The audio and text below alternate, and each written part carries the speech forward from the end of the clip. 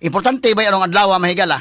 Tumutunon-naon lang kay more ang atong pagbalik lantaw sa history mahigala sa Pilipinas. Diin dugay ta mga more than 300 years.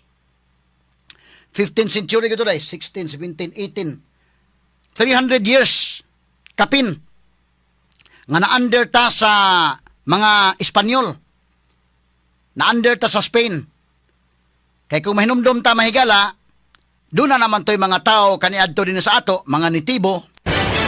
Pero kung atong balikan ang history mga sukid tigpaminaw, kadto man si Ferdinand Magellan ang nakadiskubre mahigala sa Pilipinas. Og unya, pagdiskubre niya sa Pilipinas mga kagalaan, nabunyagan to mahigalang una mga Kristiyano, muna nga nakatoliko ta. Og unya, kinini ang pag-adto niya sa Mactan, nakakita sa inkwentro nga tong Lapu-Lapu, napatay sa Magellan mo tong na mauli ang mga Espanyol dito mahigala sa Spain, usa na lang kabarko o nakauli. Sa 5 kabarko nga gipanguluhan ni Magellan, usa na nakabalik dito sa Spain. Pero wa ta ma-under pa natong tungura kay napatay mas Magellan. Pagbalik pa sa expedition mahigala mga 1565. Kung ato lang hinumduman gamay ang history, no? Nibalik mahigala ang Spain din sa ato.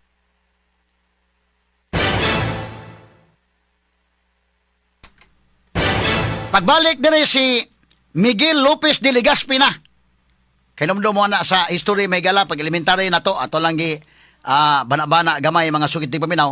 Mao na nagda sa expedition ni adtong 1565 mga sukit tigpaminaw. Miguel Lopez de Legazpi na ng 1565 motong sugod na nga na-under na ta sa Spain mga kagalaan.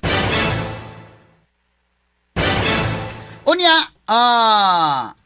ang nahitabo mga sukid tigpaminaw, sukat adto 1565 na-under na ta, nakalingkawastan na 1898 na moto pag-isa ni Emilio Aguinaldo sa unang bandila sa Pilipinas dito sa Kawit, Cavite.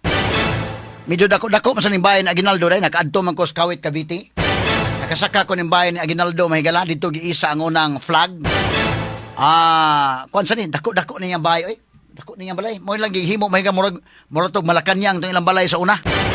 Dito giisa ang unang flag nga kita independente na mahigala gikan sa Spain. Unya kinini ang muna mga higala nga muna mga higala nga kinini ang okay, so pagka hitabo niya to mga sukit tigpaminaw 300 years kapin unya mo na tong ilang pakigbisog ni Dr. Jose Rizal, nila ni Andres Bonifacio, nila ni Emilio Aguinaldo, sila pa man to mga kauban kaniadto.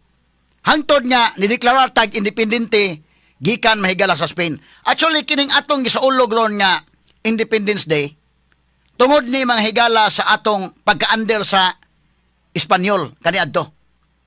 Pero mo nang moingon ang ubang mga historians nga lalisunon pa ni kay tinuray lang human mahigala tag i-colonize sa Spain, wa pa magita totally mga higala nga inyon ta nahimong gawas nun kay na-under man tas mga Amerikano.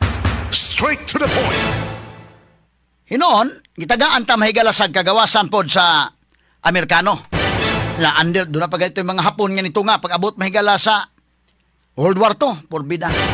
Pagkagrabiha mga sukit tigpaminaw mo ni ato mga experiences. Pero sa pagkakaroon mahigala nga medyo na natin itong kaugalingon kunuhay mura magdili pa totally gyapong gawas noon lagi.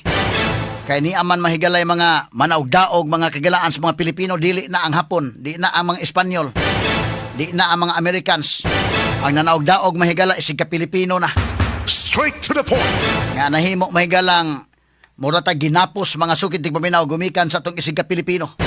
Mao ni mga panghitabua mga sukit tigpaminaw. Straight to the point. So, atong gisaulog ron, no, ang ika-128 gikwintada na didto mahigala sa Kawit, Cavite pag-isa sa unang bandera sa Pilipinas.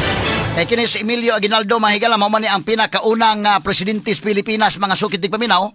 Og unya kini ni ang kini si Ferdinand Marcos ron ika-17 naman nga presidente. Ang unang presidente kato si Emilio Aguinaldo, gisundan to nila mahigala ni Manuel Quezon, sila si Jose Laurel. Unya, katong pagkagira mahigala mo man ni panahon na ni Jose Laurel. Pero kining kaso mga kaigalan sikat karon kining Abilino versus Cuenco. Ni sikat ning kasuha karon kay 1949 case man ni panahon ni President Elpidio Quirino. Karaan kani nga kasuha Di man kag 1949 pa nisto. So mo ning hitabo mga sukit ning paminaw.